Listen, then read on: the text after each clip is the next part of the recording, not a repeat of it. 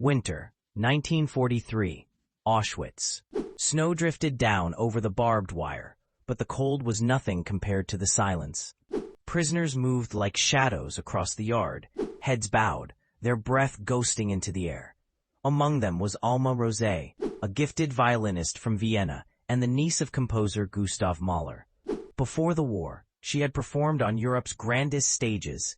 Now she was just another number in a striped uniform, until the camp bards discovered her skill. Auschwitz had an orchestra. It wasn't for the prisoners, it was for the guards.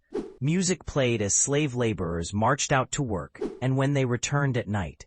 Sometimes it played during selections, when human lives were decided with a flick of an officer's wrist. Alma was ordered to lead it. Refusing meant death. Accepting meant survival, at a cost she could barely bear. She gathered musicians from across the camp, a cellist from Paris, a flutist from Warsaw, a pianist who had once played for the Hungarian royal family.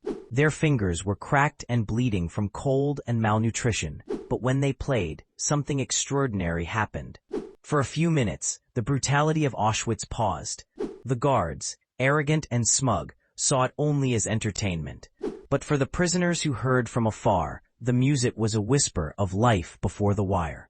Alma used her position to shield her players, demanding better food, less exhausting labor, even pulling some women out of execution lines under the excuse of needing them for the orchestra. It couldn't save everyone, but it saved some. In April 1944, Alma fell ill and died suddenly, possibly from food poisoning, possibly typhus. Her orchestra played on without her, and after the war, some of those women testified that they owed their lives to a violin and the courage of the woman who led them. Even in a place built to erase humanity, Alma Rosé had found a way to keep a fragment of it alive, measured not in days or years, but in the sound of strings in the frozen air.